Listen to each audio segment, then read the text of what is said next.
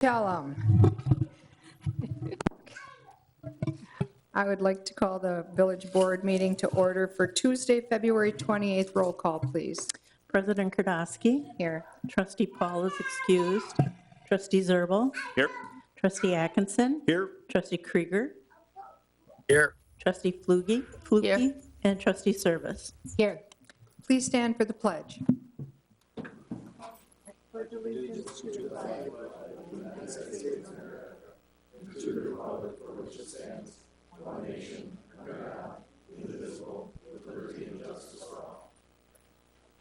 And please remember our men and women throughout the world in uniform.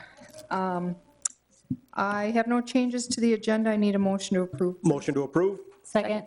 Motion and a second to approve the agenda is presented. All those in favor say aye. Aye. Opposed? Aye.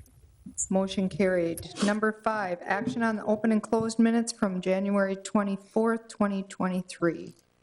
Motion to approve. Second. Motion and a second to approve both those minutes. All those in favor say aye. Aye. Aye. Opposed? Motion carried. Thank you. Number 6, comments from the public must be limited to items not on the agenda. You must state your name and address. You're limited to 5 minutes. The board's role is to listen and not discuss the item. Personnel issues cannot be discussed nor individuals named, and the board is not able to take action at this meeting. Is there any members of the public who would like to speak on items not on the agenda? We have a lot of public here tonight. I didn't know that this meeting was going to be so exciting. Anybody here who'd like to speak on items not on the agenda? Hearing none, we'll move on. Okay, Chief, you're up. Number 7, oath of office for new officers. Well, that's the excitement, Mary. That's why they're all here. No, I'm glad they're all going to stay for the whole meeting. Not gonna happen. Yeah, I don't think they're going to stay for the whole meeting. We only have a couple presentations. All right, so I'm hoping I printed this off large enough so I don't have to use my readers, but we'll see here. First of all, thank you again for allowing us the time to introduce our newest officers to all of you. We kind of changed it up a little bit. Once they get through the FTO process, now we do the formal badge pinning and oath of office for them. So the 2 newest officers that I'd like to bring to your attention are Mitchell Vetch and Andrew Wickman. If you guys want to come up here, please. I'm going to talk a little bit about both of you, okay? So Mitchell, over here, he came to us after graduating high school from West High School.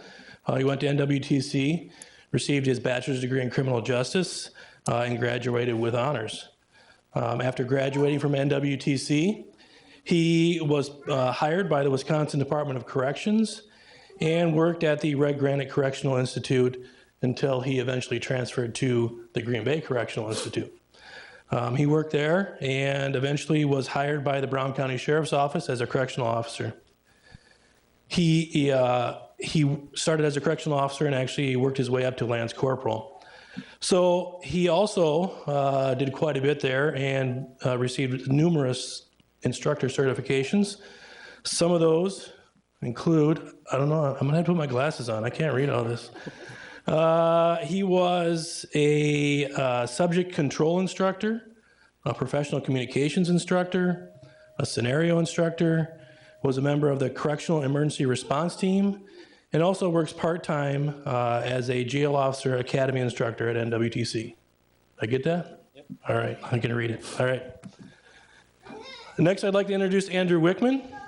Andrew also graduated from West High School. Did you guys know each other? Oh, all right then.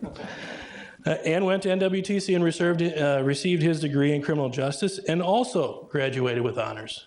Well done. After graduation, he was hired by the Wisconsin Department of Corrections at the Green Bay Correctional Institute. He was a correctional officer, a sergeant, a supervising officer before being hired by us. He holds certification and instructor certifications in, let's see, you were a taser instructor, an assistant sniper commander, incapacitating agents instructor, firearms instructor, a use of force instructor, specialty munitions instructor, Motivational interviewing, emergency response unit, tactical team field training officer, defense and anything you didn't do there? No, we are very fortunate to have both of these guys come work for us. As you can see, they are very talented, have a wealth of experience coming through. They did a fantastic job in the FTO program, so we are extremely honored to have both of them. So welcome, Andrew and Mitchell.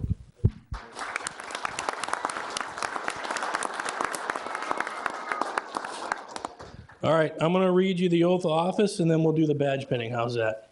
All right. Raise your right hands and repeat after me.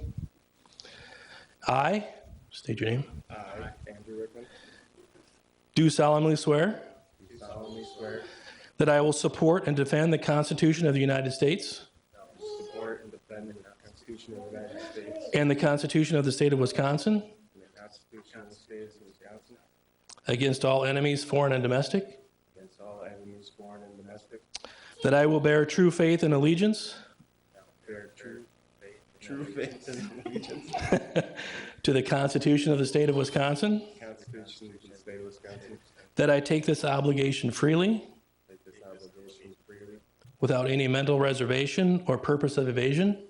without mental obligation or evasion, Close enough. And I will and faithfully discharge I will faithfully discharge the duties of the Office of Public Safety Officer the duties of the Office of Public Safety Officer for the Village of Ashwaubenon, for the Village of Ashwaubenon, acting to the best of my ability. acting to the best of my ability. All right, congratulations. Come on over here and sign this for me. You got a pen? No. I don't want to use this pen. I'm going to use this one over here. No. Hold on. I got a better one over here. Got to get the $4 pen. Got to get the good pen. That way it's the same ink on both signatures, right? There you go.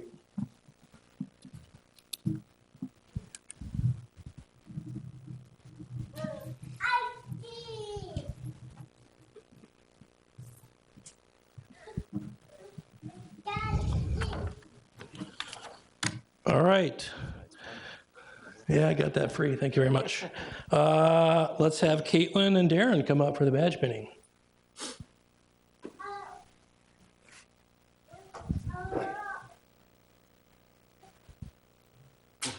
All right.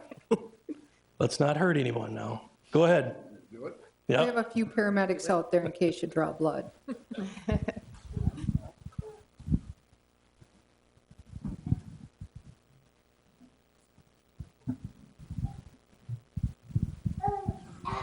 And don't worry, nobody's watching. Yeah. We usually time you. It's kind of a race. I mean, that's how we usually do it.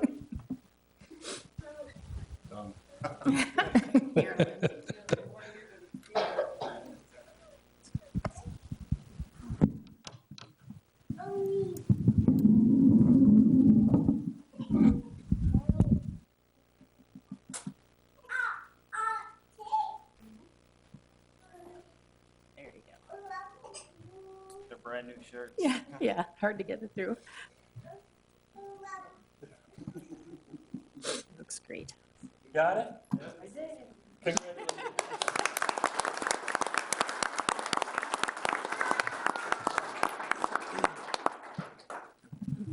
Welcome to the village, guys. Thank you. Thank you.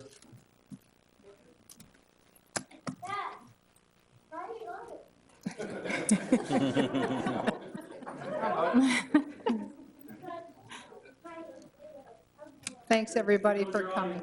There goes our audience. You can stay for the presentations. They're really fun.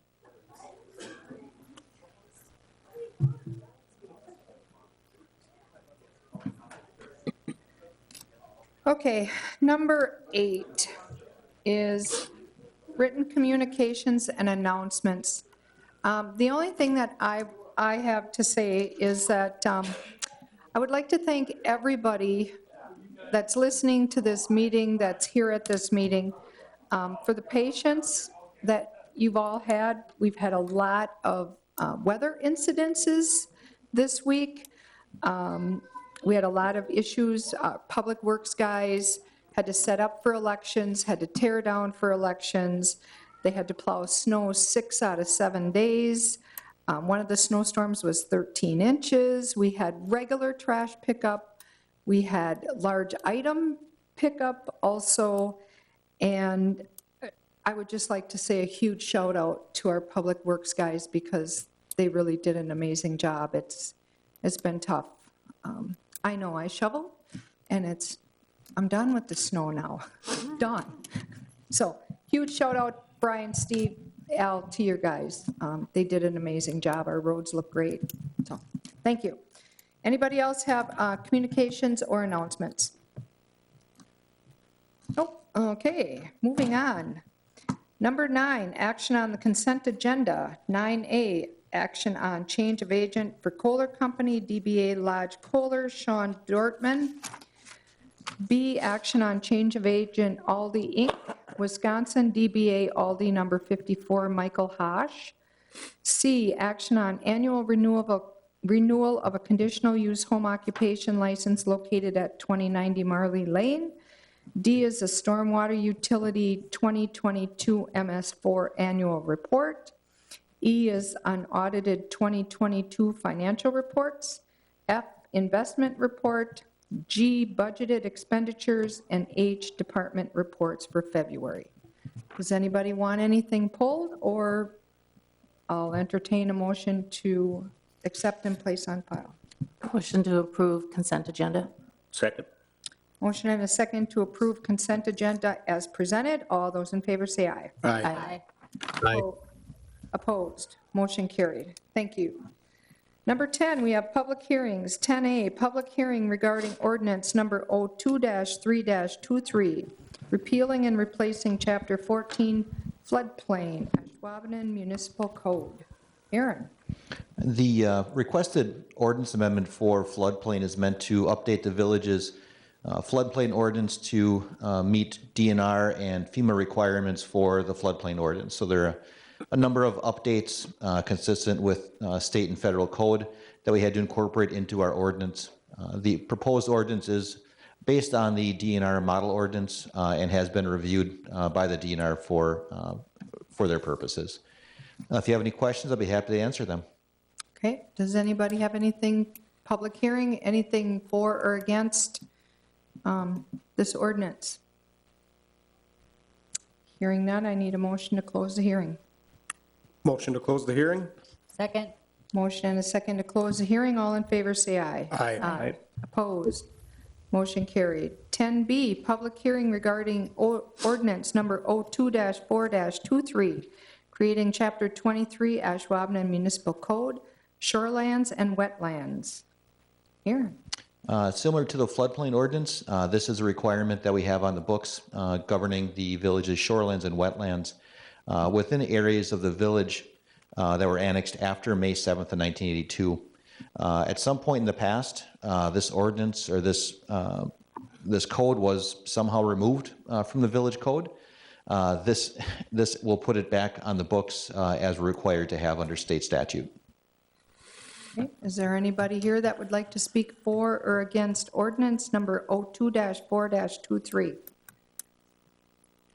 Hearing none, I would like entertain a motion to close the hearing. Move to close the floor. Second. Motion and a second to close public hearing. All those in favor say aye. Aye. Opposed? Motion carried. 10C, public hearing regarding ordinance number 02-1-23, repealing and recreating Chapter 5, Articles 1 through 8, Ashwaubenon Municipal Code, Buildings and Building Regulations. Aaron. The requested ordinance is to update our building and building regulation codes from the village. This will bring them into compliance with State Department of Safety and Professional Services standards, administrative code requirements.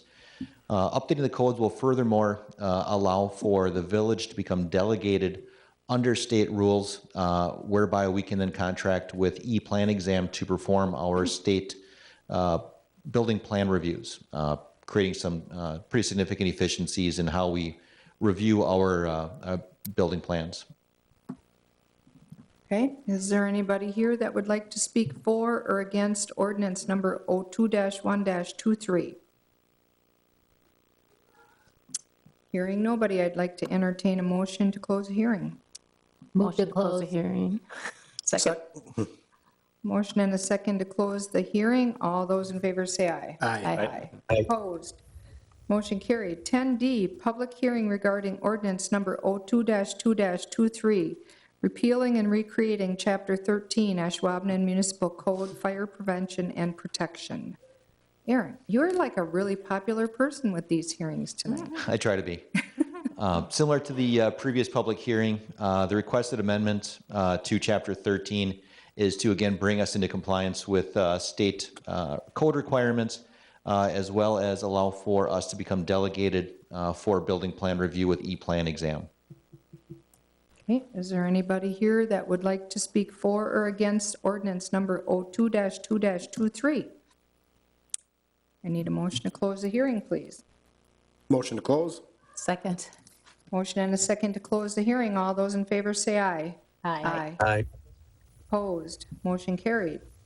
10E, public hearing regarding ordinance number 02-5-23, amending section 17-6-200, parent I, signage, Ashwaubenon Municipal Code. Aaron? The requested ordinance amendment for signage is to allow for a fourth wall sign when we have buildings of significant stature. Those be defined as those that are at least 5 stories and 200,000 square feet. The fourth wall sign would require approval by the Site Plan Review Committee, similar to the third wall sign that is currently allowable by Site Plan Review Committee approval. Okay. Is there anybody here that would like to speak for or against ordinance number 02-5-23? For or against? Hearing none. Move to close. Second? Motion and a second to close the public hearing. All those in favor say aye. Aye. Aye. Opposed? Motion carried. Thank you. Okay, number 11, action items.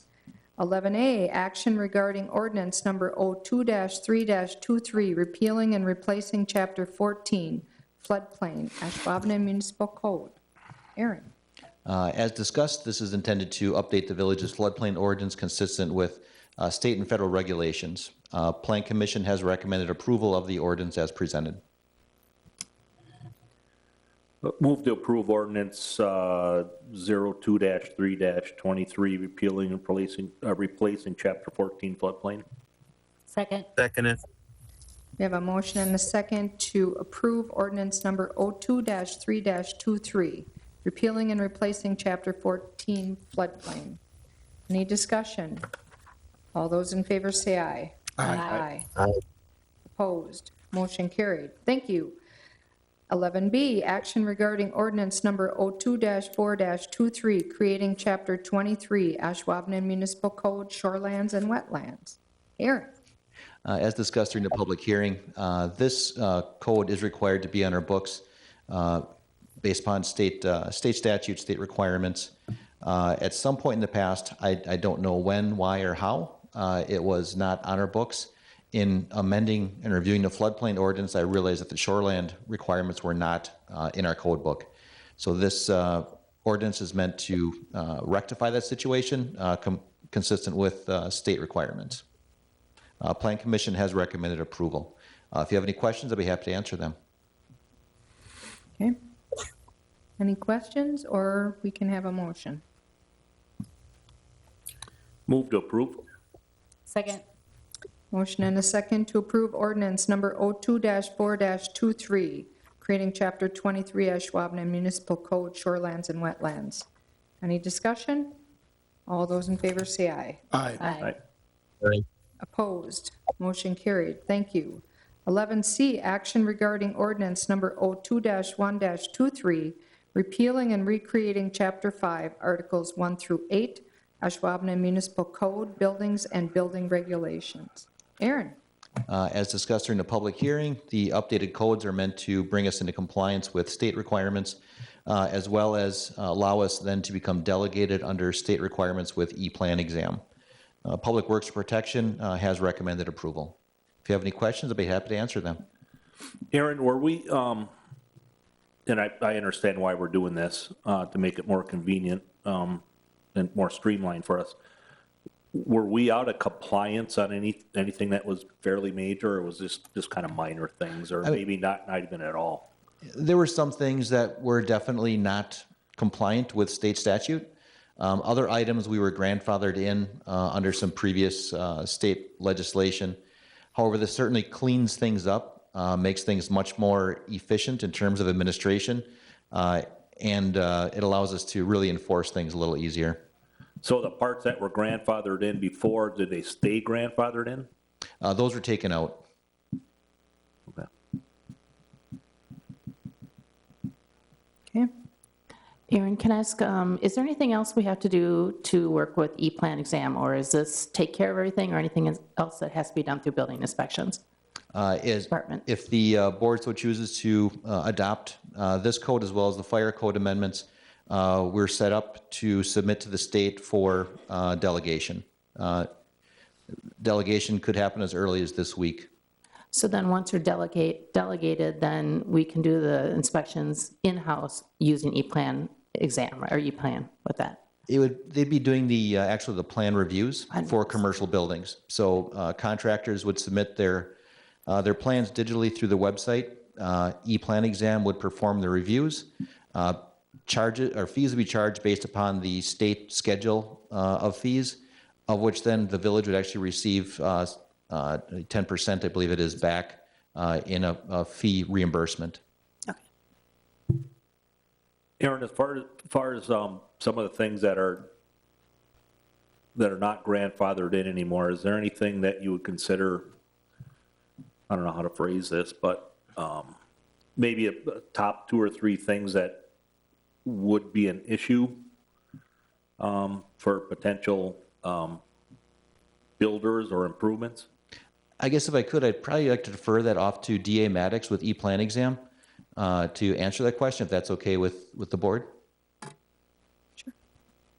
Actually, if you can go up to the podium. Thanks.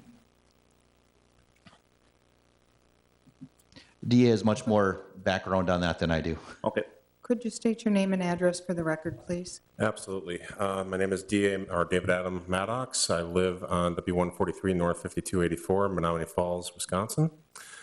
And I'm the owner of E-Plan Exam. So your question, if I understood it right, is what was grandfathered in and that might be causing a concern if we ungrandfather and remove from the code. Right. I guess where I'm coming from on that is if somebody wants to make improvements. Absolutely. So before we became involved, your municipality is one of only 13 in the state that actually had dueling building codes in play. The statewide code was the International Building Code. Your community had grandfathered NFPA 101, a life safety code, underneath a completely different author. So in order to build buildings within the community, any builder, architect, engineer, designer, small business owner, restaurateur, you name it, would have to essentially comply with 2 building codes being overlaid on top of each other. And whenever there's a conflict, the worst would apply.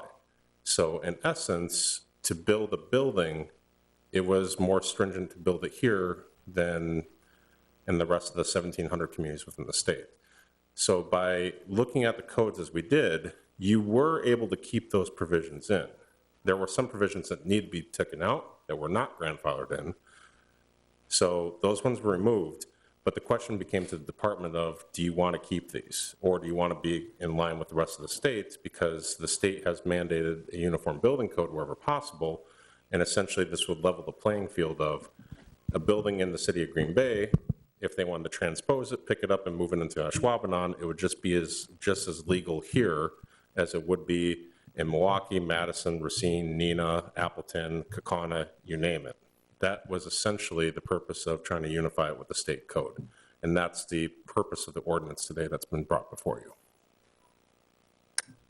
If that makes sense. We're unifying to the state code, essentially. That's Right, I get that part of it, but Yeah. when you're taking away something that's grandfathered in before from a current business owner, and you're going to take that away. It's not, it would actually enable development within the community much more. So consider this, a Quick Trip. A Quick Trip built in Green Bay versus in the village. In Green Bay, you might just be able to build a quick trip, maybe put in some additional safety features, so on and so forth. You build that same building in Ashwaubenon, you may have to put a 2-hour rated ceiling, an alarm system, and a sprinkler system in that building. Now, let's pretend that the quick trip goes away and it's a mom and pop establishment that looks to build that. Do you see them being able to afford a sprinkler system easily as quick trip would? These types of instances, when they do pop up, the state has no choice but to accept the grandfather nature, but in our experience, in my personal experience throughout the state, it becomes very prohibitive for anyone seeking to develop their business to basically go down that path. So the fact that your grandfather in this case, it's one of those things of, you are, but do you really want to be in this one? This is the rarity in this case. Okay. And then this is where I advise the village of, you can do either way you want to. It probably would be best to maintain conformity with the rest of the state and enable businesses to develop their businesses. Okay, yeah, I think I'm looking at it from I was approved the once other and now I'm side of good, it. and now Yeah, I so want to. that clarified it for me. Okay. Yeah. Yeah, okay, gotcha. So we were much more restrictive, and Right, now okay, this now I got it. brings Okay. us in compliance with the rest of the state. To be fair, the 13 that were out there, the other 12 were much more restrictive than you. This would take you off that list, though. So, Okay, thank you. Yeah, that clarifies it for me, yeah. perfect. Okay. Any other questions? I need a motion to approve. Motion to approve? Second. We have a motion and a second to approve ordinance number 02-1-23, repealing and recreating Chapter 5, Articles 1 through 8, Ashwaubenon Municipal Code, Buildings and Building Regulations. Any other discussion? All those in favor say aye. Aye. Opposed? Motion carried. 11D, action regarding ordinance number 02-2-23, repealing and recreating Chapter 13, Ashwaubenon Municipal Code, Fire Prevention and Protection. Aaron? All right. As discussed previously with the building code, this will also bring our fire code into compliance with state code and allow for us to be delegated under state requirements. Public Works Protection has recommended approval. If you have any questions, I'll be happy to answer them. Otherwise, DA is here as well. Okay, any questions? No. I'll need a motion to approve. Move to approve ordinance 02-23. Second. Motion and a second to approve ordinance number 02-2-23, repealing and recreating Chapter 13, Ashwaubenon Municipal Code, Fire Prevention and Protection. All those in favor say aye. Aye. Opposed? Motion carried. Thank you. 11E, action regarding ordinance number 02-5-23, amending section 17-6-200, parent I, signage, Ashwaubenon Municipal Code. Aaron? Last one for me, I promise. As discussed during the public hearing, the proposal is to amend the site plan design or the sign ordinance to allow for a fourth wall sign in instances where buildings are at least 5 stories and 200,000 square feet. Currently, we do allow for 2 wall signs by right. We allow for a third wall sign with approval by the site plan review committee. This would allow for the approval of also a fourth wall sign for those larger buildings by the site plan review committee. Site plan review committee and plan commission have recommended approval. If you have any questions, I'd be happy to answer them. Aaron, I was wondering about the size of those signs. Is it somewhere else in the ordinance that it details that, how big they can actually be? Yes, that's still subject to our overall size standards for wall signs. Okay. And then can you give me an example of a building now that we have in Ashwaubenon that would fit the bill that could actually have 4 on it, just to give me a size look? Sure. The Bellin Ambulatory Surgical Center that's currently under construction, that would qualify. Okay, thank you. Okay. Any discussion, or I need a motion to approve? Move to approve. Second? Motion and a second to approve ordinance number 02-5-23, amending section 17-6-200, parent I, signage, Ashwaubenon Municipal Code. All those in favor say aye. Aye. Aye. Opposed? Motion carried. Thank you. 11F, action on appeal of denied operator's license, Javier Alejandro Alavez. This is Chris and then the chief. So he is appealing the denial of his operator license, but at Public Works and Protection Committee, it was unanimously denied because he did not show up. But the next day, when I looked at my email, 19 minutes before that meeting, he requested the meeting be rescheduled. So that's all I have on the update. Okay. Well, the reason for my denial, I just looked at his appeal letter. Looks like he's appealing based on, he believes, an expungement from his record for his felony, which is fine. That just means that it's been expunged from CCAP records. When you're convicted in court, you can't expunge that from your criminal history, which is what I get. So he's still a convicted felon. It's been less than 10 years, which is an automatic disqualifier for us. So that's the reason for the disqualification. Okay. Motion to deny. Second. Okay, we have a motion and a second to deny. I did want to mention that Mr. Alavez is in the audience, if anybody wanted to hear from him. Sure, I have Did a you want to motion to come open the up, floor. Mr. Alavez? And, okay, we have a motion to open the floor. So moved. Second? A motion and a second to open the floor. All those in favor say aye. Aye. Aye. Opposed? Hi there, my name is Javier Alaves. Thank you for the time. Yes, I did a couple mistakes back in the day. I regret it. Now that went back, I've been moving forward. Now I have 2 kids. Now with this, I don't want to get in trouble with my new job I have working a circuit case. So I was just wanting to see if I get approved, but I understand like all the officer said, so. Yeah, like the chief said, it's an automatic denial if it's under 10 years, so that is why it was denied. Yep, I understand Okay. that. Any questions for Mr. Alavez? No, thank you for coming in. Yeah, thank you. No. Need a motion to close the floor, please. Motion to close? Second. We have a motion and a second to close the floor. All those in favor say aye. Aye. Aye. Opposed? Okay, the floor is closed. We have a motion and a second to deny the operator's license. Any more discussion? I'm always, we've done this before, I'm always willing to give somebody a second chance. I think most people deserve that. But I think for me, the proper thing would be to go back to committee,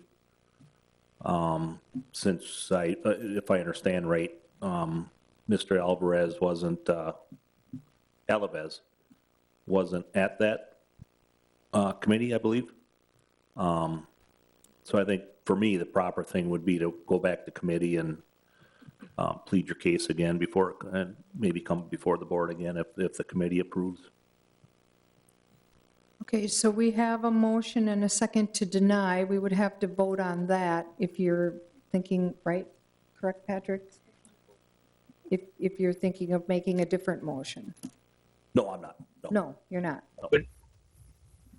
But couldn't he just come back and reapply again and go through Public Works a second time? Right, that's what I'm saying. Yeah, that's what I thought you were saying, Chris, and I think that's appropriate. I don't know why he just couldn't come back and just reapply for it, and then he can come before us at Public Works again. The fact that he wasn't there, we had no choice but to deny it, and that's why we're recommending that here. I think it'd be great to go back to committee, and I'd ask him to come back and kind of fill us in more on his story. Yeah, I agree.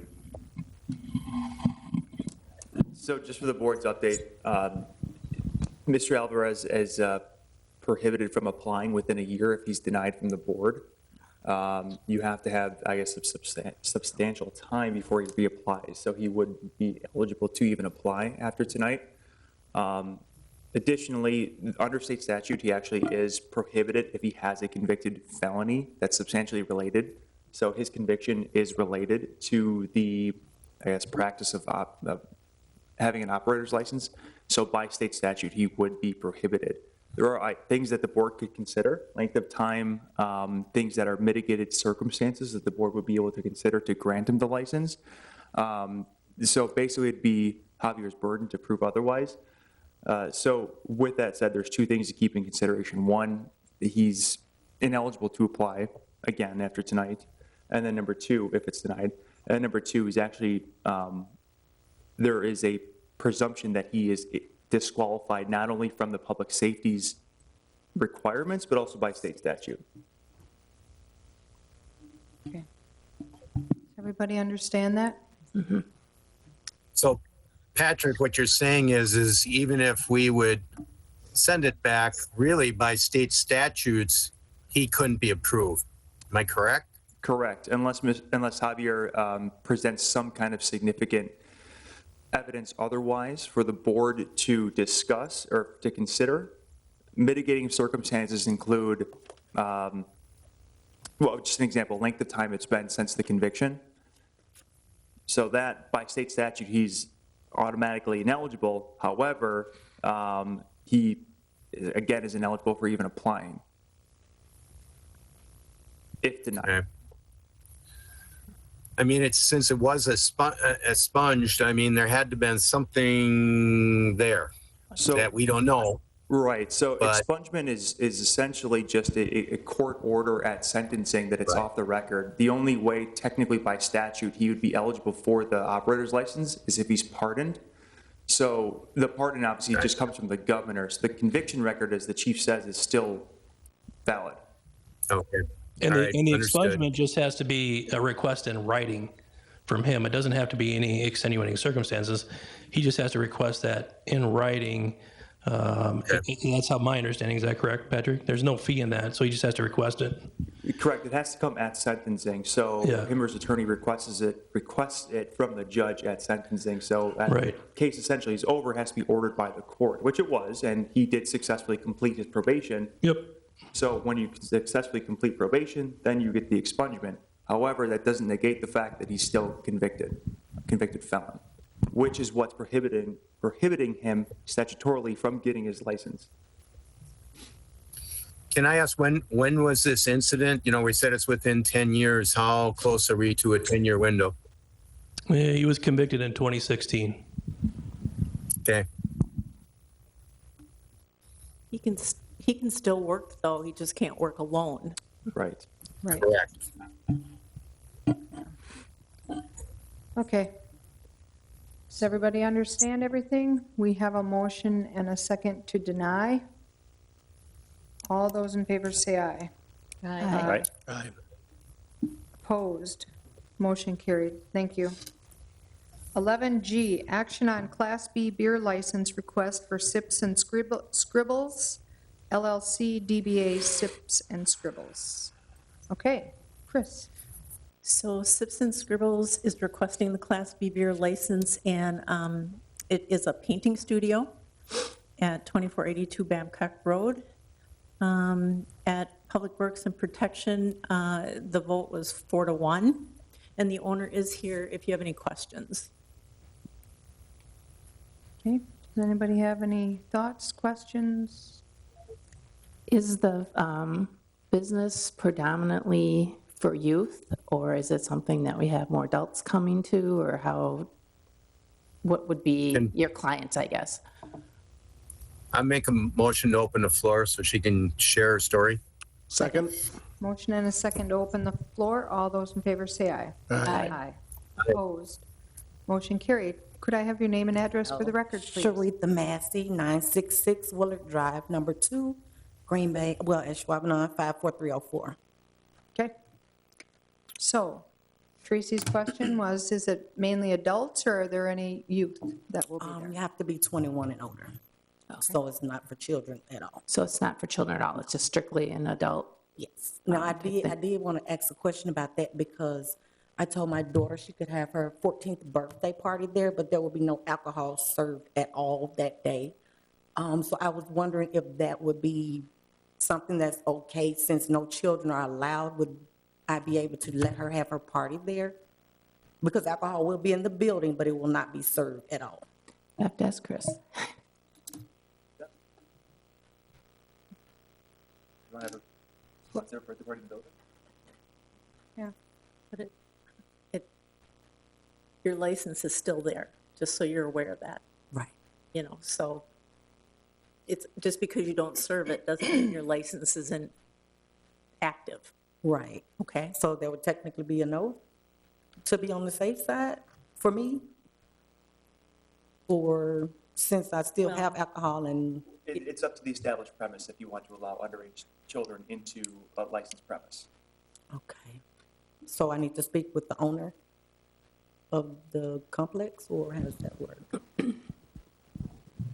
I think you make that decision if you want to. You own the business?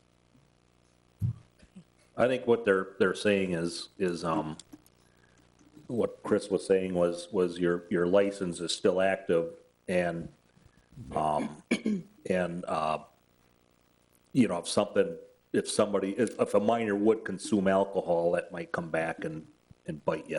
Okay. So just, yeah. I plan on getting a lock for the refrigerator anyway, so Yeah. it's only open during business hours, but I'm closing down for that day if I'm able to, so. No adults outside of family will be there anyway.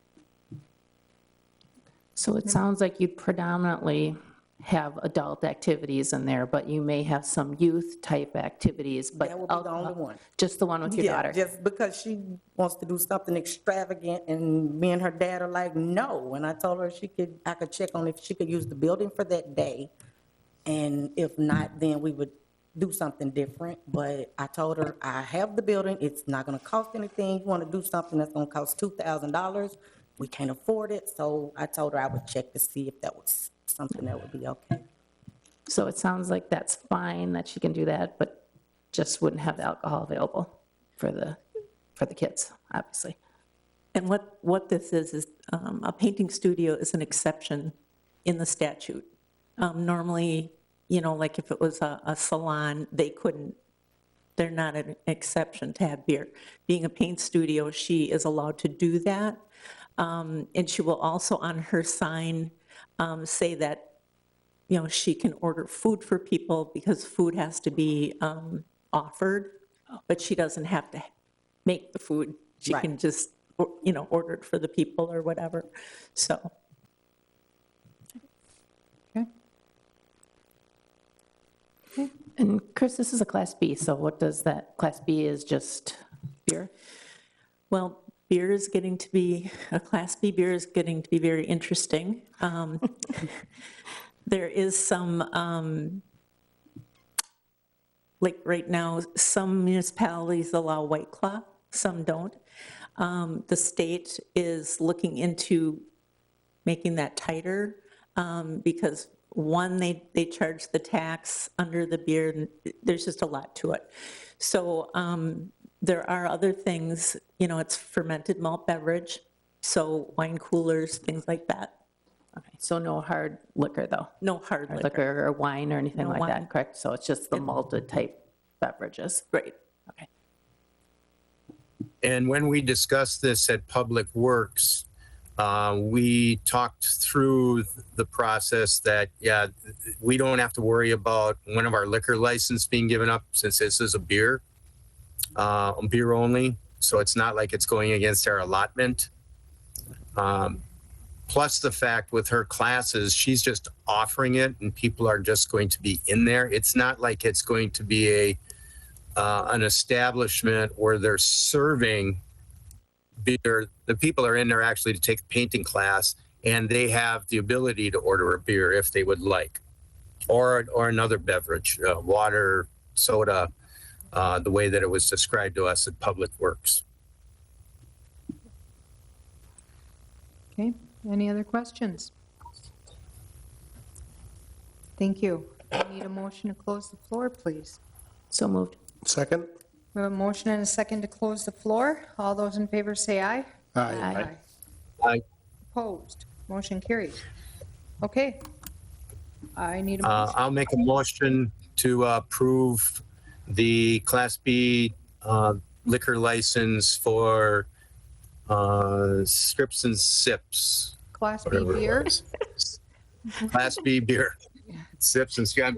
It's a little small on my screen over here, so I'm fighting through it, but got it. Okay, do we have a second? Second. Okay, we have a motion and a second to approve the Class B beer license for Syps and Scrybbles LLC. Any more discussion? Hearing none, all those in favor say aye. Aye. Opposed? Motion carried. Thank you. Thank you. I do have one more question. When will this take effect? We will get you your license tomorrow. Do you want it mailed or you want to come in and get it? Can I come in? Can I open tomorrow if I get it tomorrow? Sure, yeah.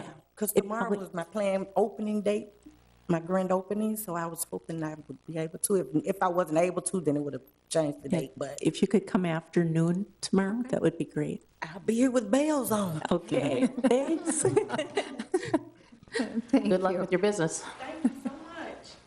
Okay, 11H, action on grant application request, Ashwaubomay Creek, Dutchman's Creek, NRDA, GLRI grant application approval.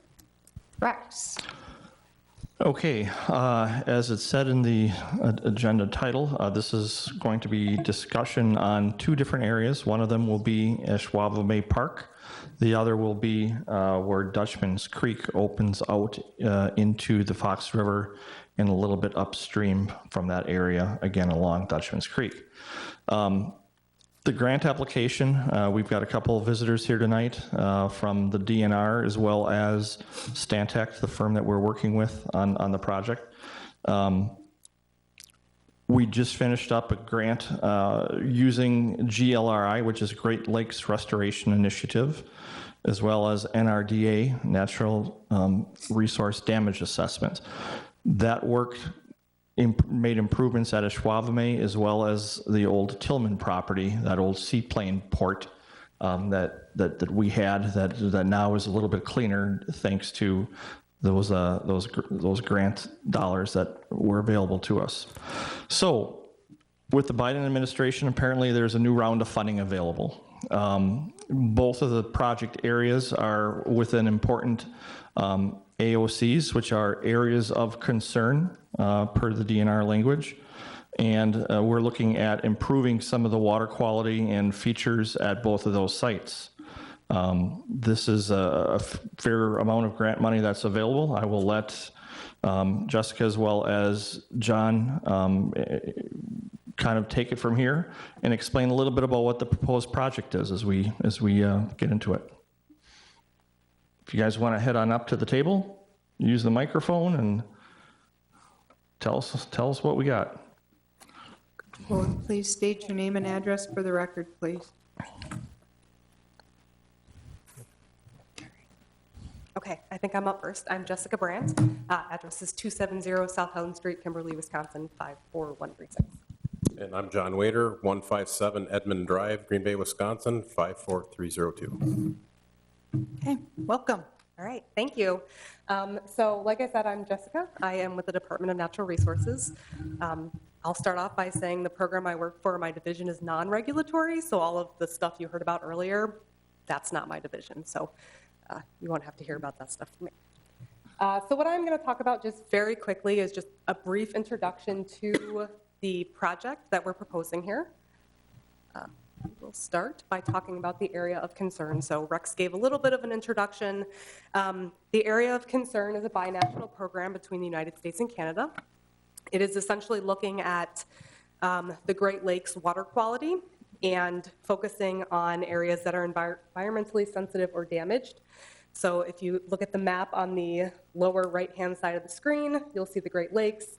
I don't think there's a pointer on this. Oh, look, there's Green Bay.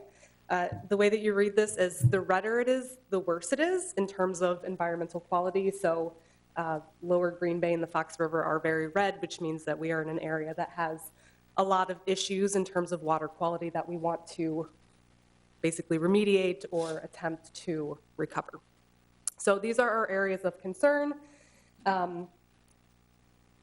And what the program, the Area of Concern program, is looking to do is address what are called beneficial use impairments, or BUIs. Those are things like loss of fish and wildlife habitat, population degradation, and other water quality issues. So this is the program. These are just the areas of concern in the Great Lakes, over here, and then within Wisconsin over here. So you can see there's Lower Green Bay, Fox River area of concern. For our particular area of concern, what we're primarily dealing with, most people know we have some contaminated sediment work that's been done recently. We also have poor water quality, and all of that sort of builds, and we end up with a lot of altered habitat, and our fish and wildlife populations don't do so well. So in our Lower Green Bay, Fox River area of concern, we have a total of 11 BUIs, so those are those beneficial use impairments, things that keep us from using our water resources to the best of our abilities. 11 are present, 2 are suspected, so if you're good at math, that's 13 out of 14, which means that we're actually like a mega AOC, which means we have a lot of issues to address. So far, we have actually removed 3 of those issues, and they were removed in 2020, 21, and 22. So we no longer have, we basically met our metrics to no longer consider those impairments. All right. So just a quick look at our timeline. We were designated an area of concern in 1988. We just finished up with our sediment remediation, so that was all that PCB dredging and capping that was done over the last couple of years. And this is where we are now, where we're starting to look at our habitats and our populations. So like Rex mentioned, there was a big funding put into this program by the Biden administration, and we are trying to use that funding quickly because the idea is that by 2030, Green Bay and Fox River will no longer be an area of concern because we will have dealt with all of the issues that made it an area of concern. So there is a technical advisory team for the AOC that has identified 12 projects that will help us remove our fish and wildlife BUIs. So that's 2 of those impairments can be removed if we complete these 12 projects. Ashwaubenon and Dutchman Creek project sites are one of those projects. So if we are going to meet our metrics and remove the fish and wildlife BUIs, we need to do work at Ashwaubenon and Dutchman Creek. So the reason that these areas were selected is because there are a number of issues or impairments in Ashwaubenon Creek and Dutchman Creek. So there is room for improvement. But it's not all bad. There are a number of excellent things that have been happening in these areas. In particular, there have been some watershed water quality work that was done by New Water, continues to be done. There was a previous NRDA grant that worked at Ashwaubomay Park, and this area in particular is really, really important for fisheries. We are looking to create sort of a fisheries corridor, and it is good habitat for mussels. So those are some sensitive populations that we want to make sure we are supporting. All right, so I'm just about for this particular project, we are right here. So we have an NRDA project idea form that has been put together. We're hoping to submit it next week. With your support, we'll be able to do that. We would kick off our design phase in a couple of months and hopefully get that done within a year and then go right into construction after that. So we are trying to push this along. Again, 2030 is our big goal to get all of this work accomplished. And this does build in sort of 3 years for maintenance and monitoring of these projects. All right, and I think the last thing that I'll sort of mention are the roles of the entities, and obviously, I think probably most importantly, the Village of Ashwaubenon and what the role would be here.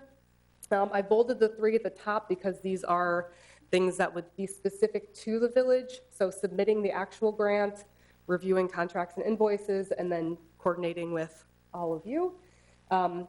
The bottom three under the Village of Ashwaubenon are more specific to the work that's being done at Ashwaubomay Park. The work that's being done at Dutchman Creek, you'll see the same three listed there, so the landowners would be responsible for those three items.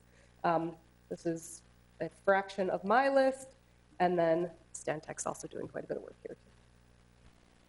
All right, so here's what we're looking at in terms of funding. We're asking for $150,000 from NRDA for design, and then 2.5 to 3 million for the construction phase, which will be submitted probably, hopefully, in less than a year. All right, and so with that, I will turn it over to John. Oh, I guess How do we? we're gonna get some beautiful renderings up here.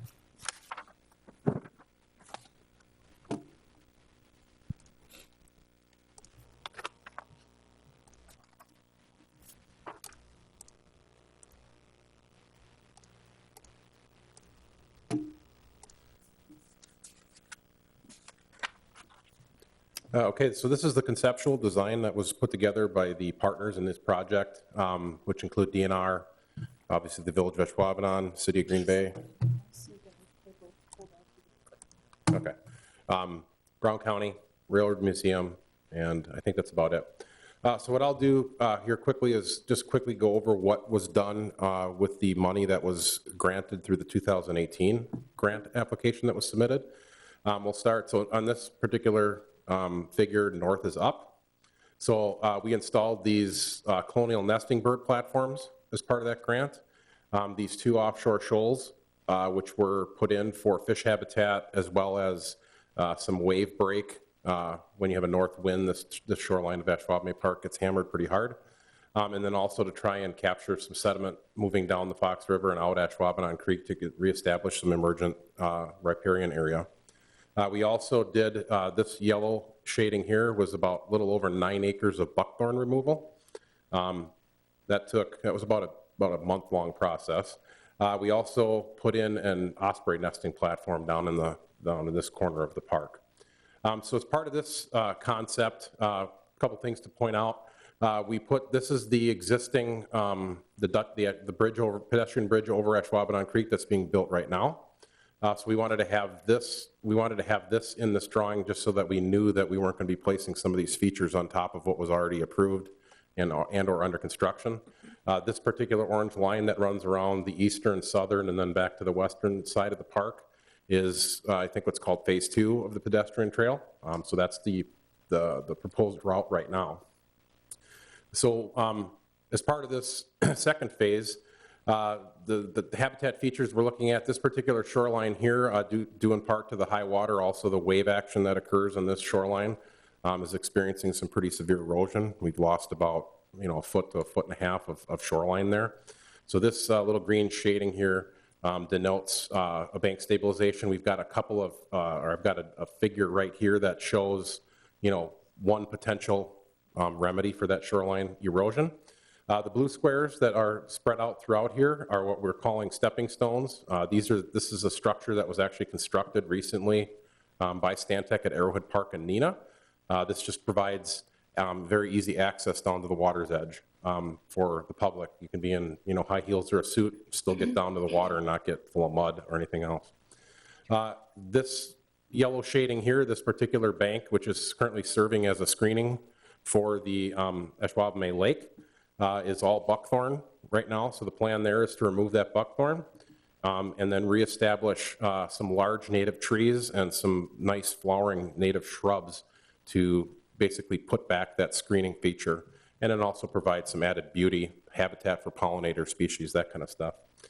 These little features here, the DNR calls them fish sticks, not the Gordman's variety, but fish sticks in the sense of these are anchored log structures that provide woody habitat, nearshore woody habitat for fish and amphibians, birds, all that kind of stuff. These two structures here we're calling shoreline groins. This is basically the shoal that was constructed over here. This consists of riprap.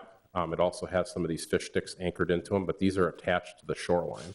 Again, this provides nearshore habitat as well as a mechanism to hopefully capture some of the sediment that comes down the Fox River and reestablish the historic emergent vegetation along the shoreline. We also have two additional offshore shoals in this concept as well with some fish sticks.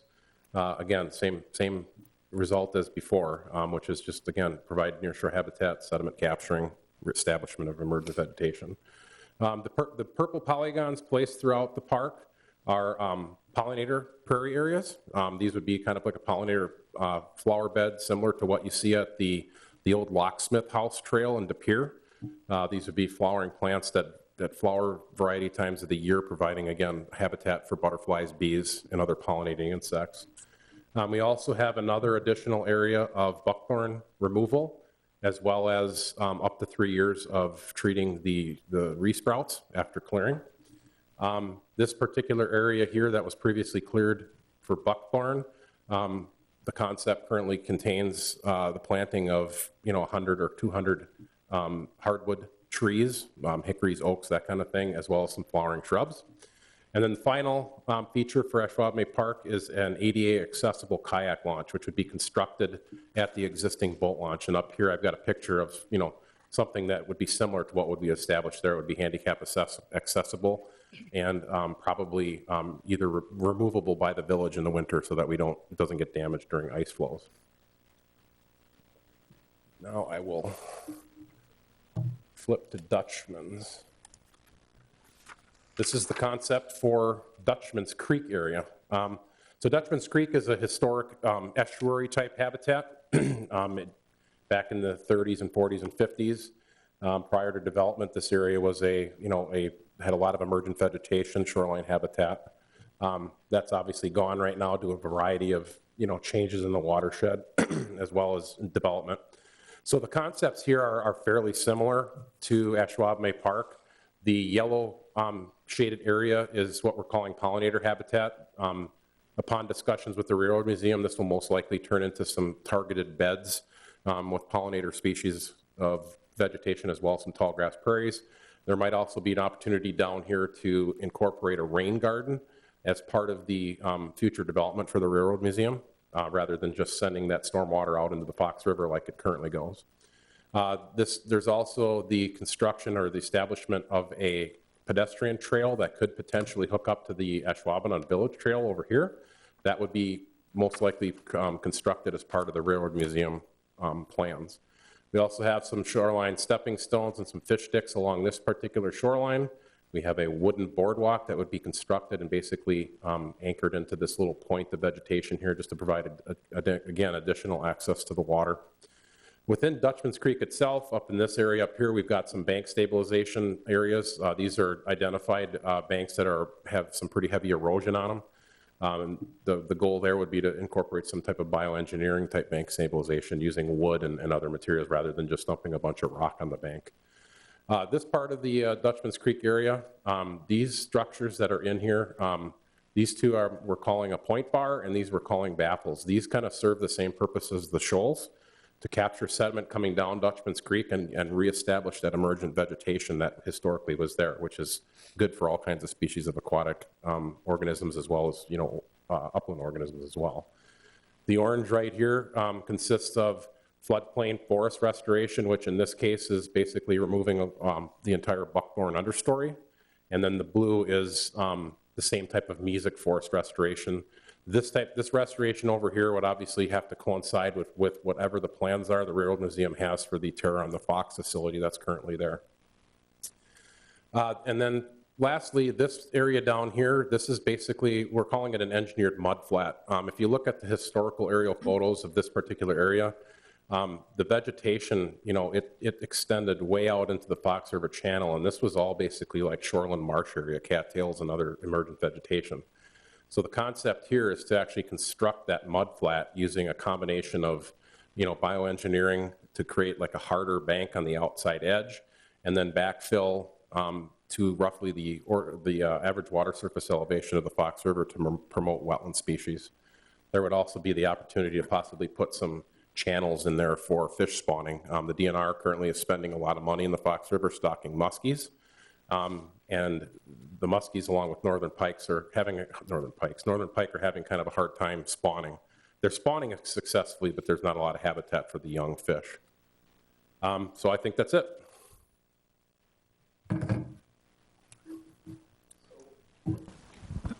So where we're at, thank you both for that presentation. Where we're at is the grant is needing to soon be submitted. You may be asking, why are we involved with the Dutchman's Creek if it's not actually village property? It's within the village, but we don't own it. Really, the landowners are the city of Green Bay, who technically own the Railroad Museum property, and then the southern shoreline of Dutchman's Creek is actually Brown County. So because these two projects are literally married together, they're both the same type of project in that one area concern, the project has to be submitted for grant consideration together. They cannot be separated. So what the village would do is technically Stantec would be managing the grant and managing the contractors once this would be bid out. And then the bill submittals for both Dutchman's Creek and Ashwaubomay would come to the village. We would separate them out and basically take money out of, we'd be able to separate what account, whether it be the Dutchman's Creek project or the Ashwaubomay project. But everything would come through the village because it would need to come in as one grant. This would not cost the village dollars. The way this is set up is the GLRI would match the NRDA and vice versa. So there's not village dollars being expended on this. It's typically village time to manage the funding and the invoices that come in which case then through the grant money that we would already have in an account that was given to us, that's how the invoices would be paid. So we wouldn't be using our own money to pay for it. We'd be using the grant money that we already have in the account, but we would be managing both projects.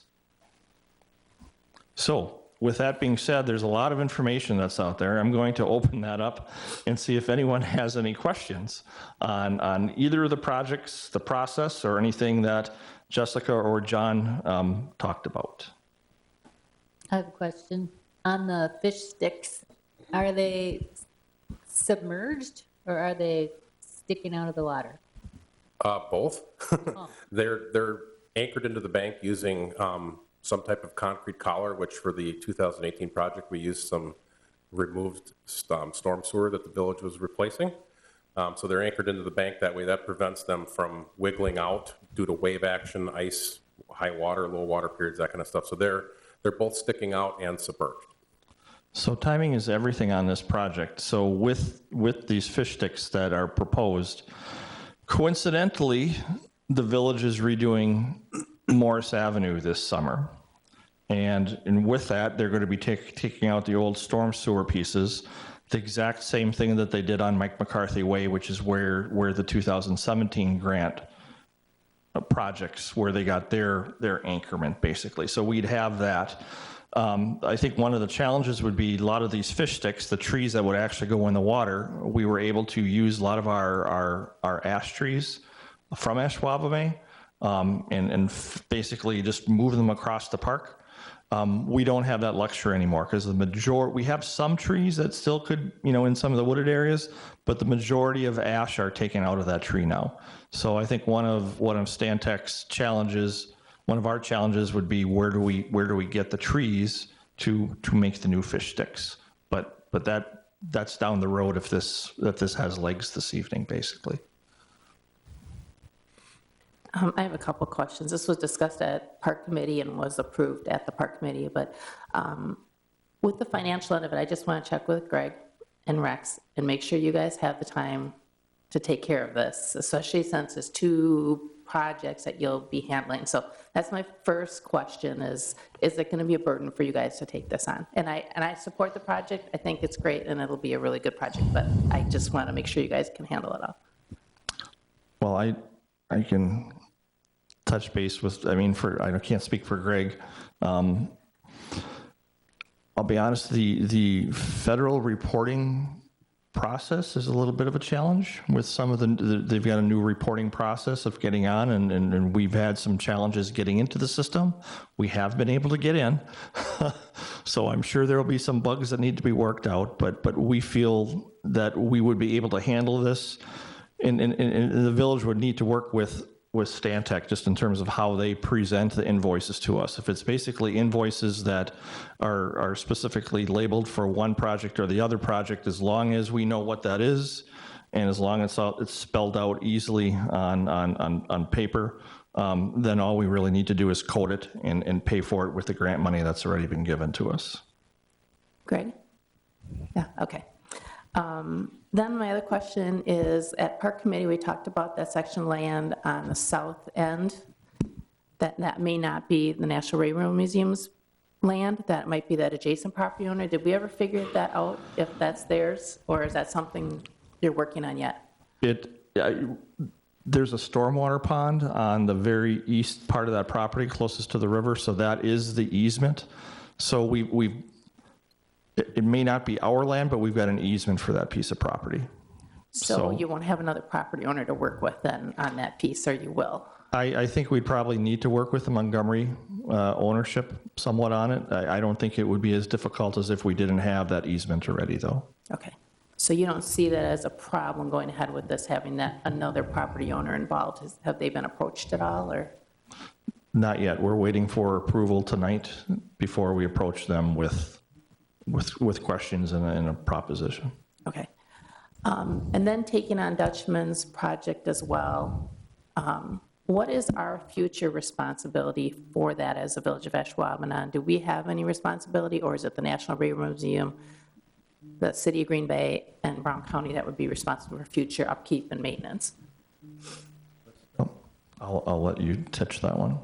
Yeah, so all of the maintenance and monitoring that's done at the Dutchman Creek project location is the responsibility of the landowners at that site. So there would be no responsibilities that the village would have after construction's done, after the grants, paid out and closed. That's So we would just be responsible for anything near Ashwaubomay Park, basically? correct, right? And then my last question, the kayak launch. I know we talked about this a little bit. Maybe you can go into that a little more in depth and what you think would need to be done in that area, if the existing launch area can be preserved, or if there's a lot of work that needs to be done there. So the goal there would be to not touch the existing boat launch. There's a sheet pile wall, which has been, was backfilled. There's also a concrete slab in the water. So the goal there would be to do as little as possible with the existing structure there, and install the kayak launch basically over the top of the concrete pad that's there. And then there would be a dock to it as well, correct? Yeah, it could be fastened to there's a lot of different ways. It could be fastened to the sheet piling. It could, we could have posts driven in, steel posts that would float the kayak launch itself. There's several different options there, but the goal would be to leave the boat launch alone. Okay. Thank you.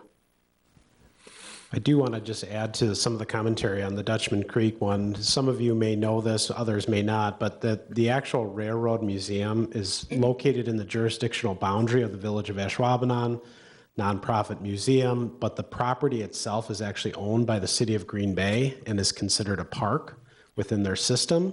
So this is going to the City of Green Bay as well, recognizing that there are those responsibilities by the landowner.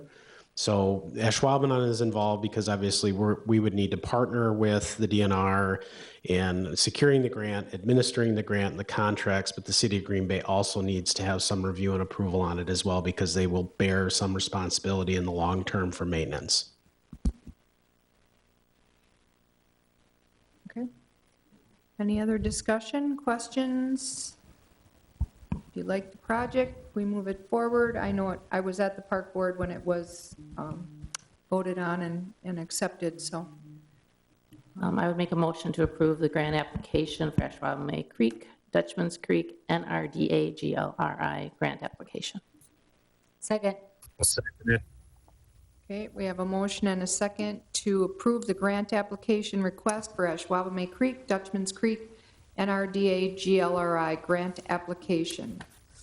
Any more discussion? Hearing none, all those in favor say aye. Aye. Aye. Opposed, motion carried. Thank you. Thanks, everyone. Okay, 11I, Multimedia Communications Annual Report. Haley.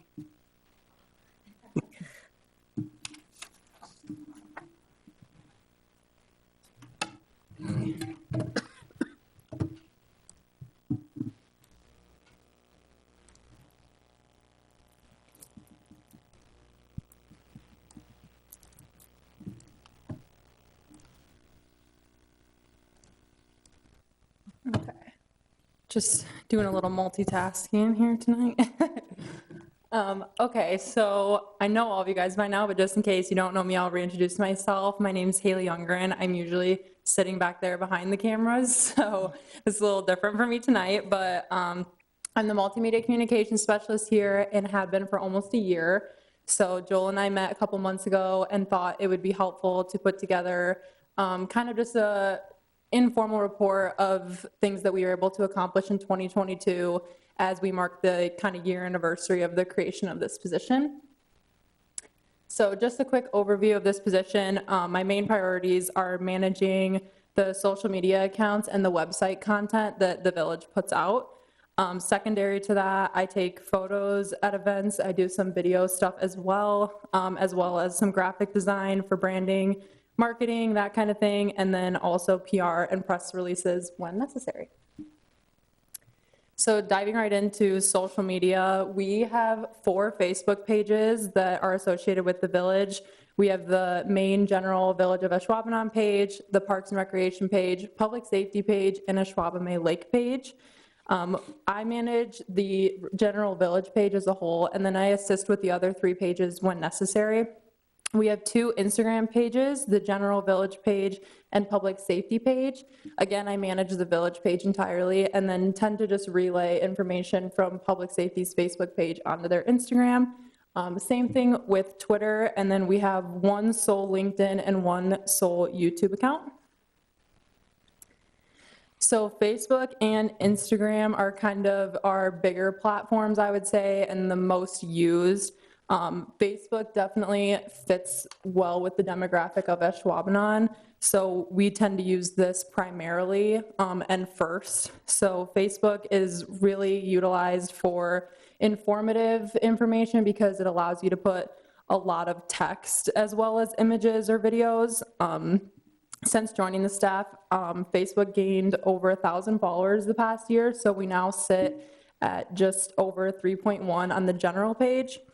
Public safety has over 14,000. The parks page is almost at 4,000, and the lake page is almost at 9,000. So quite a bit of traction across the 4 pages. Our main goal was with Facebook to create more original content to Ashwaubenon. So when we are putting out things as basic as garbage collection and bulk pickup, how do we put out content through imagery and through text that stands out against other municipalities in the area? Another goal was to dedicate more time to these accounts. So it is becoming common that the more you post on pages and the more information you put out there, the more comments, the more direct messages that you're getting through Facebook, through Instagram, rather than through phone calls. So this position allows for more time to be able to monitor those so we can quickly respond to messages, quickly respond to comments to answer those questions because people are tending to look for a quicker response.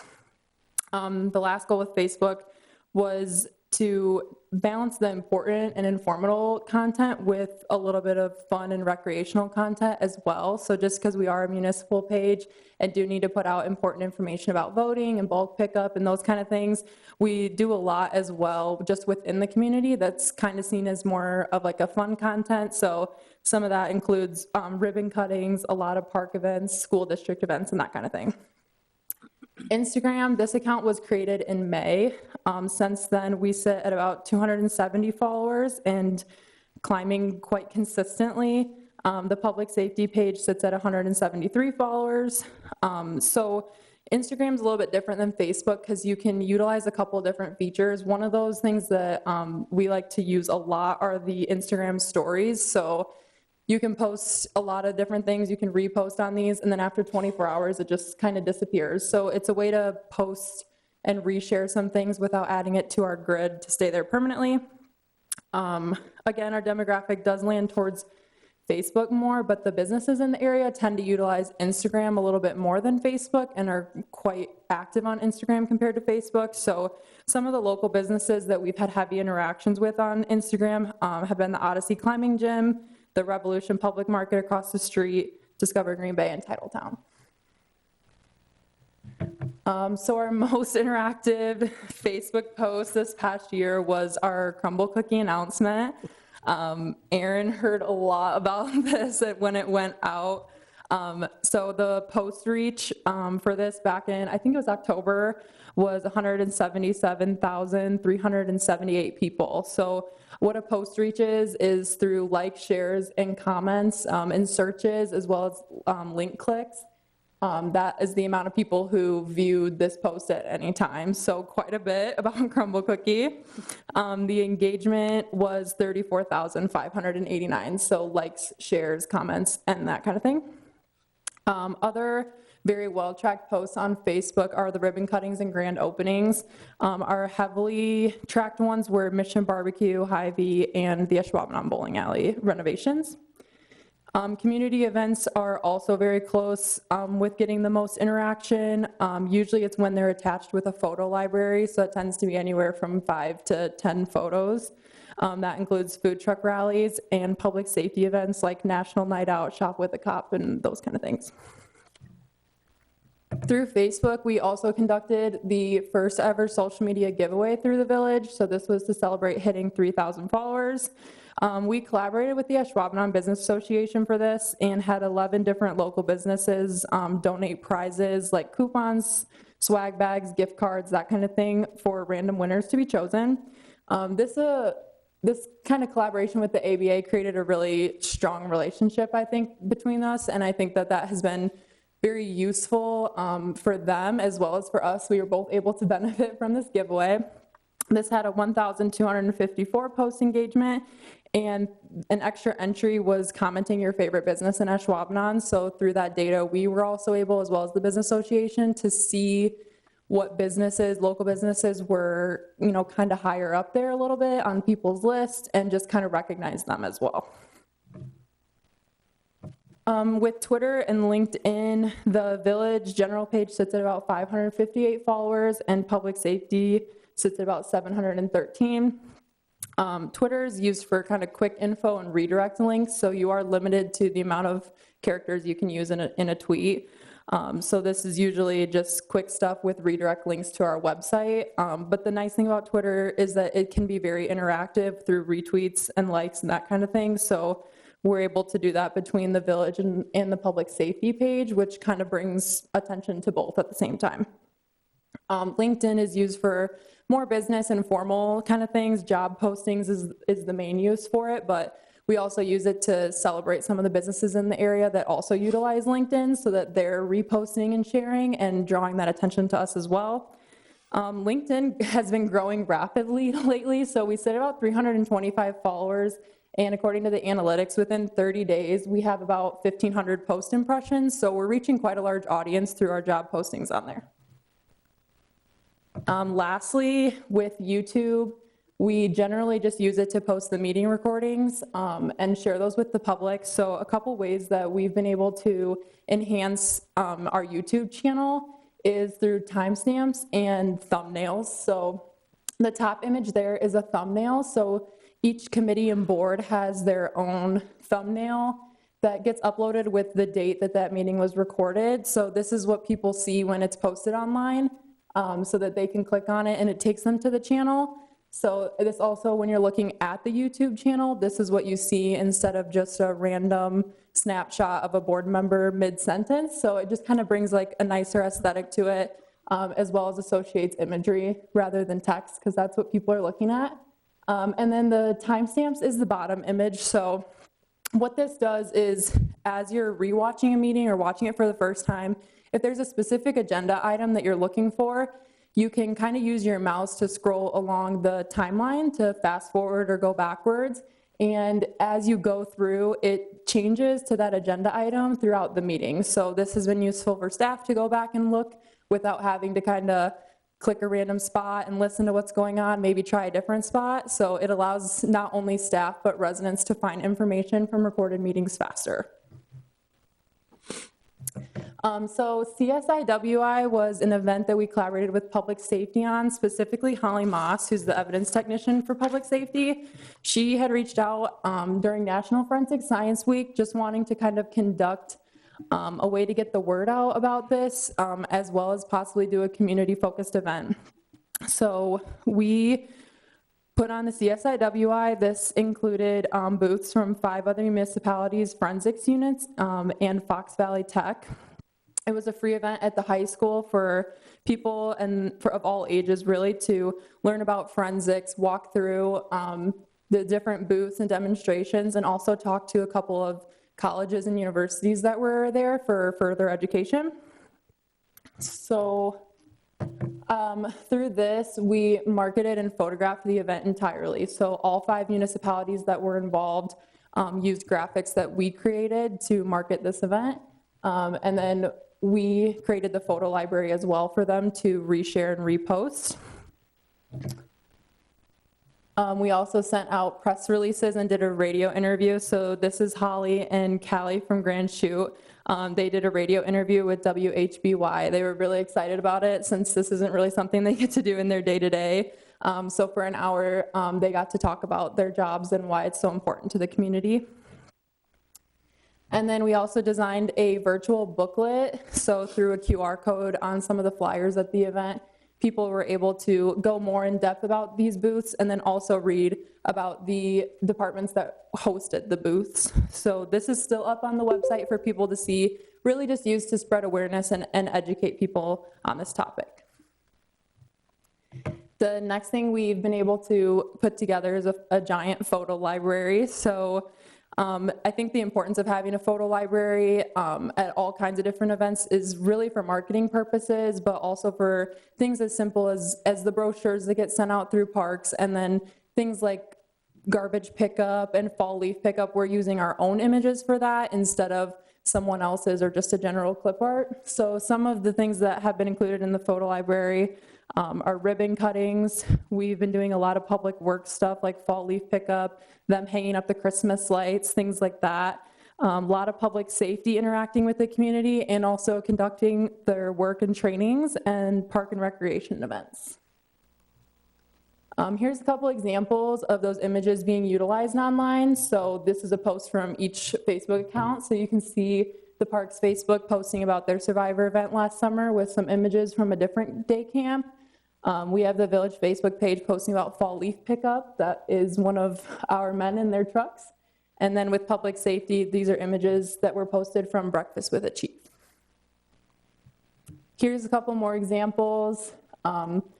Just general events and things that can be used. And also a lot of the times when you're posting images of people's kids or people and their friends like that are attending these events, it's fun to be able to see, and maybe you forgot to take pictures there, so to kind of see yourself in them, I think people really enjoy that. Next is some of the graphic design. So this is actually what my internship was in college. So this isn't something that we've been able to utilize mostly for marketing campaigns, but again, to create some of that original content to put out. So here's a couple examples. We had the public safety post about trick or treat hours after Dick's had donated candy to be handed out. Christmas, customized Christmas posts, the general election, and Fiesta on the Beach, which was an Ashwaubomay Lake event last summer. Lastly, we've put together some village newsletters, so you all should be receiving them here. But this is just for people to sign up as they please, so they can subscribe and they can unsubscribe if they'd like. But these get sent out once a month. There's a general public one, the Manager's Minute, which is an inter-staff one, and then the seniors newsletter goes out as well. And this is all through a website called MailChimp. So the public one gets sent out monthly. Every month it includes meeting dates, some area events happening, as well as dates for large item pickup, any road closures that are going to be happening, construction, and then also just general news, ribbon cuttings get put in there, that kind of thing. And then we recently just added a rec corner, so there's a whole section of the newsletter that's dedicated to park and rec events and news happening in park and rec. The Manager's Minute is an inter-staff one. I receive all that information from Joel and then just put it into the newsletter to be sent out. And then the seniors newsletter comes from Rachel in Parks, and again, translated into MailChimp and sent through email. Here's just a couple analytics of what this looked like. So you can see at the bottom left, That would be before the newsletter was created. It was created in April, and then you could see the jump from April to May of subscribers. It jumped up 200. Since then, every month we post out that a new newsletter is coming, and that usually draws about 12 to 15 new subscribers each month, and then tend to get maybe around 5 or 6 after the newsletter goes out. Lastly, we have the Sesky Centennial. So this was something that I kind of jumped in after starting, but the staff had been working for years on this event, so I was happy to be a part of the team. Big part of that was finding ways to market for this event. So through that, we had the street banners that hung for months in the streets of Ashwaubenon, media advertisements just with announcements of what was happening that week, as well as t-shirt designs. Social media for the 150th, we were posting quite a bit pre the event. During the event, we were posting every night after each event that week. So we were posting photo libraries, we were posting information about what happened, really just to show the amount of people that were coming out to these and to emphasize that a lot of them were free, so to encourage more people to come. And then we were posting the photo library and thank yous to sponsors the week after. Here's just a couple more examples of some of those photo libraries, the Touch a Truck, the band at the opening ceremonies, that kind of thing. And that library is still up on the website as well. So people were able to go through, save photos if they saw them and their kids, that kind of thing. So just kind of some goals as we look forward. So a big thing we've been kind of handling is some website updating. So going through the content, making sure that that's all up to date and accurate, as well as kind of coming up with some new ideas to make our website a little easier to navigate. We get a lot of phone calls about people who can't find information that is listed on the website just because there is so much to it. Continuing to grow the photo library. The hiring video is something we've been working with public safety to do, so that there's actually a video talking about our community and why public safety would be a great place to work, through actually hearing from staff instead of just reading a job description. We've come up with a new branding guide to create consistency across all of our platforms, regardless of who's running what. Continuing collaboration with local businesses. Recently, we started doing Feature Friday videos, which are short YouTube videos highlighting local businesses in the community. That's had a very positive reception so far, so we look forward to continuing that. And then lastly, we've been looking to create an employee recognition program, just again to recognize staff in-house and all the work that they do. Coming up with a social media policy. This is just to create a formal policy, again, to create consistency, but also showing some tips and tricks to utilize specific platforms. Working on some wayfinding signs, so updating the Welcome to Ashwaubenon signs with their new branding, so kind of getting those a little bit more up to date. Possibility of having street banners that could hang all year round except for Christmas, and so the 150th kind of inspired that color was really nice to see throughout the community, so possibly doing just general ones for the year, continuing the Feature Friday campaigns, and then also having some new camera equipment to continue to utilize and enhance our content. So with all of that, if you have any questions, I'd be happy to answer them, but that is all I have. As you can tell, she's been very busy. Good job. Thank you.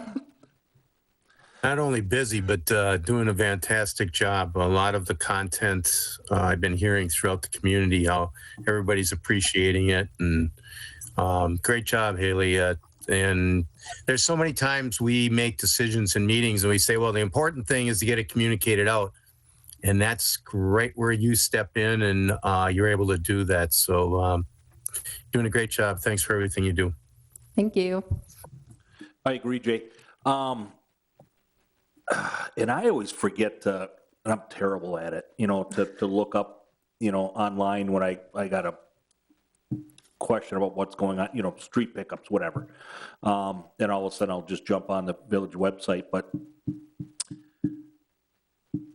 I would like to see, is there a way we can get the message out to our residents that,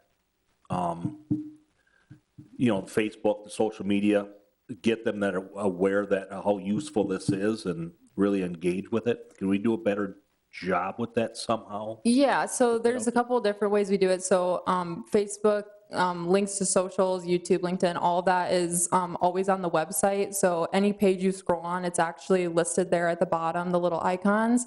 It's also included in email signatures of all the staff here. So any email they sent out, they're there. The other thing is in the newsletters, all the village newsletters at the very bottom, there's icons as well. So it's kind of hard to get news out about social media without using it. Without using it, that's, yeah. I guess that's where I'm going Right, with it, is how do we get people to, really just kind to of realize that yeah. this is out there? And, Right, just a lot of word of mouth, I would say, is probably the biggest one. Like, hey, if you're, looking for garbage pickup, they usually post it here, or you can find it here. That's kind of the easiest way to spread it, but it is on our website, it is in the newsletters, and actually on our Instagram page, in the bio, there's a link to a website called Linktree. So the Linktree actually lists all kinds of redirects, including to other social media pages. So we do our best to try to utilize Facebook to grow our Instagram, and Instagram to grow our Facebook, and that kind of a thing. So it's really something that takes time, and it's also something that each demographic in different cities, villages, that kind of thing is different. So there's people who are really open and want to utilize it maybe more than the website, and then there's others who would rather use the website or print and that kind of thing. So we really can only put it out as much as possible, but it's how people receive it as well. Yeah, and you do a great job with this. And yeah, I just want, somehow as a village to get that word out there that, hey, it's there as our population gets older, and I'm 60 years old and I use the internet, social media, Facebook a lot. The younger generation doesn't use Facebook anymore, TikTok and everything else. Yeah. But I think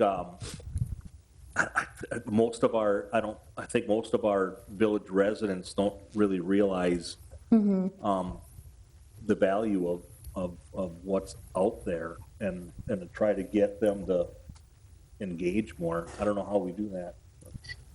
Haley, a thought I would have is, what about creating an Ashwaubenon app? A lot of the demographics, kind of piggybacking on what Chris is saying, they all have iPhones. Maybe they aren't all real good at using an iPhone, but they all have iPhones. And if we could get an app on their iPhone with Ashwaubenon, at least then you can be popping up the little red notifications that, hey, there's new things out there for you to see. And that might be another mechanism to push information out. Just a thought. Yep, I think that's certainly a worthwhile thought, and it ties into our website. I was just going to mention to Jay and Chris's comments, one thing that Haley does a great job on, and we call it integrated marketing. So just recognizing that different users use different platforms to get their information, whether it's Facebook, whether it's Instagram, whether it's our website, just having that consistency in messaging across all platforms as far as the content that we want to get out, so that some people only go to Facebook, right? What's Village of Ashwaubenon doing? I'm going to go to Facebook. Others will say, I don't like Facebook. What's the Village of Ashwaubenon doing? So I'm going to Google it, and I might bring up our website. So just making sure that the messaging is consistent across all platforms. And then the other thing that Haley has really worked on that I think has been phenomenal is the quality of the content. So the Feature Friday is a really good example of just great content that it doesn't per se tout the village, the organization's horn, but it touts the horn of the community, right? These are community-based businesses where people are very successful. That's the content that people likely want to see, is how are my neighbors doing? What is happening in my community from a business standpoint? And the more and more engaging type content that we can produce like that, the more engagement we have within the various platforms. Haley, there was a period there, I apologize if I embarrass you a little bit, but that giveaway that we had earlier in the year, Haley was really hoping that was going to draw thousands of new followers to our Facebook page. We put that information out there, and it was a little slow at first, and Haley did express some frustration to me. He's like, boy, I have this great giveaway. All these wonderful businesses are giving prizes. Why aren't people signing up? And it just, for whatever reason, that wasn't the content that they were looking for. But then Crumble Cookie comes along, Feature Friday comes along, and all of a sudden the content, the type of content that people were looking for was what was engaging. And so, like, after the giveaway, you've had substantial growth, in particular on Facebook, primarily because of the content. So it's just, you're playing with it, it's your trial and error, you're trying to find the content that people are gonna engage with the most, and just keep at it. One suggestion to feed off what Chris was saying for people that maybe don't use social media as much or aren't as familiar. I know every year we send out water bills, and there's always something about stormwater in there, like there's a informational brochure or informational sheet that goes out. What if we put something in there just listing all of our social media platforms, and just that goes out then to everyone that gets a water bill in the village of Ashwaubenon? And maybe some people will jump on board then, or at least they'll see it and they might, because they're getting paper and they like getting the paper stuff. So it might be worth trying and do maybe a half page or a quarter page or whatever the case, dress it up and make it fancy like you know how to do. Yeah, a couple other things too is including the information on what platforms we are on and what the names are in the things that we do still print. So for the demographic who does still receive things in print and prefer that, they do have the option to see that this stuff is also, can be found here. I think it's also emphasizing that when things change quickly, like last week, I think I spent all day Wednesday posting about the weather. So when things like that happen, social media is almost more useful than the website in getting that information out, because you can change it and post it so quickly. So as large item pickup changed and garbage collection changed and snow plowing changed, we were able to push that out super quickly. And through that, we had a great reception as well from the public in the comment section, which I thought was really nice to see, while everybody here was kind of stressing a little bit about what was going on. So that kind of thing is also just, in word of mouth and relaying information, kind of emphasizing that things that change quickly, post out there first, because it's not as easy to change that as well as to find that on our website. What about also, this came up at our Halo meeting this morning, Swamico, I think, had used a QR code on something. Yeah, If we've used something QR like that codes would quite a work bit. too. Maybe if we're sending it out with the water bills, put the QR code on there, people can snap it, and then they get to the different sources or however that works. I'm not as familiar with them, but. Yep, just trying to, QR codes, I love QR codes. I think they're super useful, super quick. I don't even have to open my browser for them to use them. It's just through my camera. So a couple other things too, just off the top of my head, I remember Susie had mentioned to me, this was months ago now, but possibly even hosting classes, I'll say, or demonstrations kind of how to utilize these things for people who don't feel as comfortable. So I think she mentioned to me maybe as a joke or more casual, but it could be something that we could look into as well, just kind of to make people more comfortable with it and show them how to utilize some of the things that we offer online. Well, and Rachel has all her senior programs, maybe doing it through the senior program, having you come and go through all of that. You might get the seniors to step up too. That's a great idea, the senior program. I Yeah. was just thinking that too, that, at least just, at some point during one of the programs, just as a, hey, before everybody leaves, hey, just so you know, this is, Okay. Give you more to do, not that you need any more. Yeah, right. That's fine. Well, thank you, Haley. Thank you. Like I said, you do a great job. Thank you. Thank you, guys. Okay. Number 11J, review and action regarding the bid award for the Element Way reconstruction contract. Mr. Burr and Mr. Rickard. Uh-oh. All right. So Steve elected me to give this one. So as you guys can see, in front of you, you have the bid documents and the bid tabulation from the bid opening that was performed, let's see here, was that last week? And based on that, for Element Way, we did receive 11 bids. For Element Way, they ranged from $658,000 all the way up to $812,000. So it was a very competitive bidding environment with a lot of bidders. With that, we are recommending to award the bid to David Tenner Corporation in the amount of $658,430.42. So this does include all the below grade utilities. Also with that, the installation of sidewalk on both sides of the roadway. And this road will be bituminous, right? Asphalt? That is correct.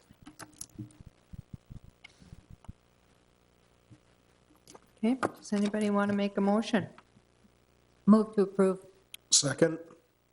Yes, we have a motion and a second to approve the bid for Element Way of $658,430.42 to David Tenner Corporation. Any more discussion? All those in favor say aye. Aye. Aye. Opposed? Motion carried. Thank you. 11K, review and action regarding the bid award for the Morris Avenue reconstruction contract. Again, Mr. Rickard and Mr. Burr. All right, so very similar to the last project that we just went through. However, this is for Morris Ave between Oneida and Holmgren. This is a concrete roadway. We did receive 7 bids for this. Bids range in between 2.1 million and 2.4 million. Along with this, it does also have some sanitary sewer relining throughout some other various areas in the village, which then obviously impacted the budgeting. Along with that, there's a large storm sewer pipe that goes down the center of the roadway, which is another reason why the costs are quite a bit higher, along with a longer project area, almost twice the size of Element Way. With that, we are recommending the lowest bidder, which is Carl Bowers Construction, at 2.1 million, so $2,138,570.10. So with that, I'll open it to any questions. There is sidewalk on both sides of that roadway also. I just have a couple questions. It looks like David Tenner was the second low bidder on this project. That's correct. Is there any, and I know we have to award to the most qualified lowest bidder, but is there any cost savings having David Tenner doing both that we could have, and, you know, working together and not having you guys have 2 different construction companies to deal with? Can that happen or not in the bidding process? I realize we have to go with the lowest qualified, but. Correct, yeah, not in the bidding process itself, only due to the fact that since there is another responsible low bidder, we are, through state statutes, since we did consider them being responsible, required to select that lowest responsible bidder. No, I will add, and Craig and Ayers said we're really good. When we did bid opening on that day, we opened at 10 a.m. And then 2 p.m. with the intent that when we open at 10 a.m., there's likelihood that these bidders at 10 a.m. are going to sharpen their pencils for the 2 p.m. bid. So there's a likelihood that they refine their numbers based on the 10 a.m. opening, which then produced a better result for us. And that is what happened. We had opened Morris first, with David Tenner being the second for that one. Don't know exactly what may or may not have occurred, but he did end up getting the second project. So it's just a different tactic that we had to allow contractors to, you know, get a little bit more competitive, which works towards our benefit. Okay. More questions, or I'll entertain a motion? I'll move to approve the bid, let's see, the bid for the Morris Avenue reconstruction contract to Carl Bowers and Sons construction for the bid amount of $2,138,570.10. Second. Okay, we have a motion and a second to approve the bid with Carl Bowers and Sons Construction in the amount of $2,138,570.10. Any more discussion? All those in favor say aye. Aye. Aye. Aye. Opposed? Motion carried. Mary, I'd like to add a little comment here. Okay. We did have public informational meetings for both projects. We are scheduled to have a second public informational meeting for both projects again. For Morris Avenue, it's scheduled for 5:30 on March 14th. And for Element Way, March 22nd, I believe, at 5:30. We have to confirm that, but we will be sending out a mailing for the property owners that are immediately adjacent to the projects. So I just want to let everybody know. Okay. Steve, will you send us something to remind us of that as well, please? The village board. The village board will get informed, yeah. I think Terry will send out a notice for a quorum, possible quorum. Okay. Terry does plan on sending something out. Okay, that would be great. Thank you. Okay, thank you. Okay, 11L, 2022 Interfund Transfers. Greg, we've been waiting all night for this. I know, this is the climax of the night. Here we go, right? Ended on a high note. So every year, typically after I've gone through year end and start going through the audit process, and in fact, the auditors are here this week, we start to have a good feel for where our financials are going to come into play. I've got a couple proposals and things that we want to do. Traditionally, we look at the general fund, and if it's got a surplus, we look to move that out to some other fund for either a specific purpose identified or push it off and then revisit it in the future. So this night it's kind of both. The general fund had a lot of variances, and by the end of the day, it's going to end the year in a positive balance. Now, this is unaudited, so it's yet to get the final number, but at this point, it looks like around $65,000 surplus. So what we would recommend is, one of the transfers I'm recommending is to move that into our employee retirement fund. That just helps us pay off future benefit plan retirements for people, and so that would be the one move. The other move is a little different. So 2 years ago, we had some excess funds that we put into the village building fund with noted that we would readdress what those could be used for. I don't know if you recall through the audit last year, our health fund has been dipping over the years. We've had high cost claimants here and there and things like that. Internally, we've addressed that. We've gone to we've done a number of different things to address that going forward, and it's working. Kind of stop the bleeding and then move forward. But we still need some help up front to get that moving. So what I'm proposing here is, one thing is to take some of that money from the village, the building that we put in a building fund. Again, that's old general fund excess, and take that and apply it against the health insurance fund to help maintain a minimum balance. So our requirements are typically, auditors will say, yeah, you should have 12 to 15 months, but really 3 to 6 months is really a good solid base to have. Anything above that is beneficial to the plan. So this would help us get to that more of a 6-month number, or about a 3-month number. And then our plans going forward, for instance, in the 2023 budget, we have about $100,000 increase planned in the health fund to help build up that fund balance to address any future catastrophic needs that could come about. So the surplus, part of the surplus in the general fund in the past years is due to health insurance forgivenesses that we've done and things like that. So in some ways, it's almost putting the money back where it came from, if you will. So that was what we're recommending, is taking $200,000 of what would have been $310,000 transferred a couple years ago and putting that in the health fund. The other area that we can use is a dental fund. That has a very high balance. In fact, it's got about a 300% balance, if you will. We run, it's $314,000. It's a very high balance. It's been there for many, many years. And so we've been kind of drawing $5,000 to $10,000 out of it every year. Those dollars, however, can only be used for certain purposes because they were put in that fund as a pre-tax. So we can't take that out and go do a road project or something like that. There'd be tax implications. However, you can transfer between two like funds, the dental and the health being like funds. So what we're recommending is moving $175,000 out of that fund into the health insurance fund. There'll be a total of $375,000 moved into the health fund. Couple that with its current $76,000 balance, and then the budgeted 2023 growth of about $100,000, and that would put that fund balance right around $550,000 at the end of this current year. And then we would continue to grow through our annual budgeting process. Review it each year. We could have a good year, that fund, sometimes we have good years and we have not so good years. So that's really ultimately what I'm looking to do here. So the key is take the general fund surplus.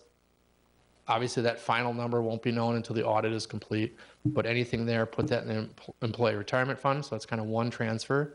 And then take out 200,000 of what was previously put in the village building fund of general fund excess and transfer that to the health insurance fund and transfer 175 out of the dental insurance fund into the health fund. And that should help address the needs that was brought up during the audit last year and just help that fund to be more sustainable. Again, we've taken steps. We've brought that before the board during budgeting times, all the different things we've done in the health fund to improve it. We've added more premium this year to the employees and things like that. So we will continue to address that on a year-to-year basis. So Greg, then the original amount in the building fund of 310, you take 200,000 out of there and the rest you will leave in that fund, then the 110,000 extra for needs in the future. Correct. There's no plans right now for that amount, it's just stay in there. There's no plans. That was, again, when we put that there, it was, the intention was to come back to the board and address its use. Fortunately, we've taken care of a lot of high-cost projects in the village building fund, the roof, things like that, the air conditioning system in the building. We've done a lot of work, so there aren't any real high-pressing needs right now. Obviously, you don't want to deplete that too low in case there are some maintenance issues that we have. So I feel comfortable with the balance that's still there. The surplus then you said was about 65,000 you're anticipating from last year, correct? Correct. Is that pretty low? Or is it, you know what I mean? It seemed like we had a lot last year. We had a big surplus. Yeah, we had a lot of we had some settlement issues in the village this year. We're still addressing some of COVID areas that maybe haven't bounced. Interest was off.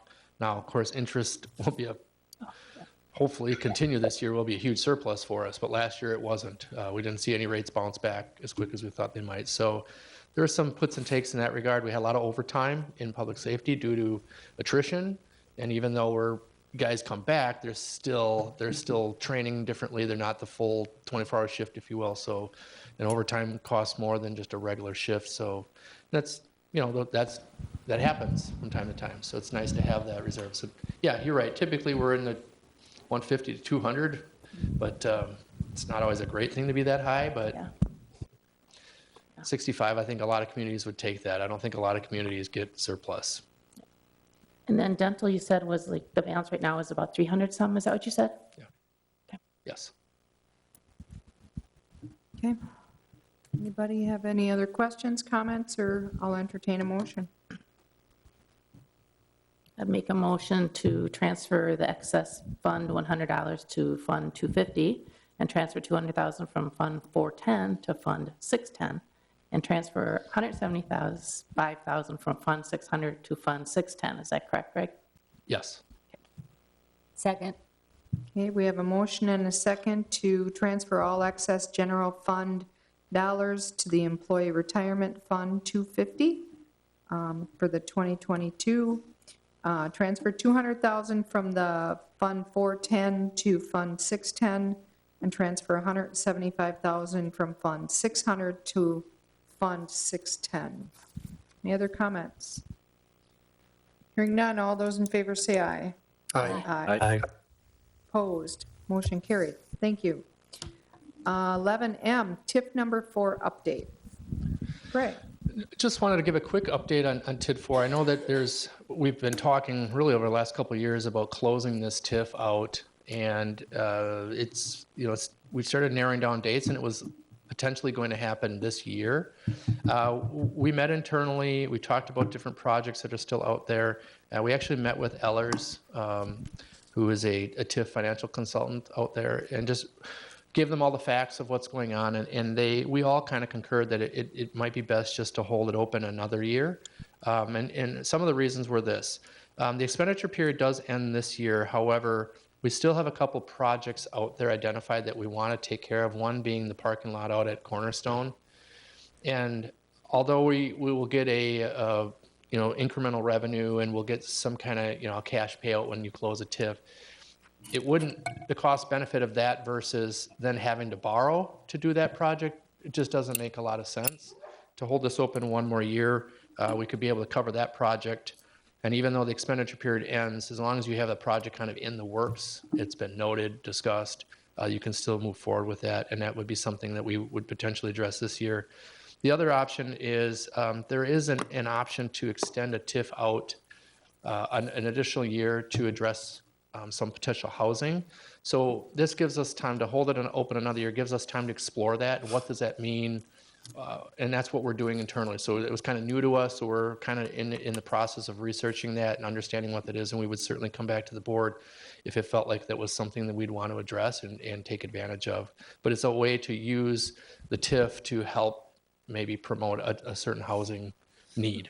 So we'll have more information on that down the road. And then thirdly, we still have some debt to cover. So although we would close it, we'd have to put money in an escrow to pay off the debt that's due over the next couple of years. And so even though we'd close it, we wouldn't really have the funds available for next year's budget anyway. So just those three main factors, just it makes sense for us to keep it open another year. And we just wanted to explain that too, because I know that's been out there as a potential closure. So I don't know if anybody has any questions or thoughts. Anything. You have the Main Street Trail as an open project yet? Is that just finalizing, or is that continuing? I think that? technically it's still open. There's some potential small items out there, but yeah. So it's not going all the way to De Pere, you guys? Okay. Well, Yeah, it would be for what it's about. Yeah, okay. Yeah, I think ideally if we did some additional planning for the extension of the trail and then close out any of those last items. Great. Okay. Any other questions about TIF 4? Okay. Any items for next agenda? If you have anything, give the office a call. Number 13, closed session items. During the meeting, the village board of the Village of Ashwaubenon may convene into closed session pursuant to A and B that are listed on the paper. The village board may thereafter reconvene into open session pursuant to Wisconsin statute section 19.85 parent 2 to report the results of the closed session and consider the balance of the agenda. I need a motion to go into closed session. So moved. Second. Motion and a second to go into closed session. Roll call, please. President Kardowski. Yes. Trustee Syps. Yes. Trustee Zerbal. Yes. Trustee Atkinson. Yes. And Trustee Flukie. Yes. Thank you. Thank you, Jay. Bye, Jay. Thanks, everybody. Thanks. I bet you Jay's somewhere much warmer than we are. Still in Florida. Is he still in Florida? Yeah. Stinker?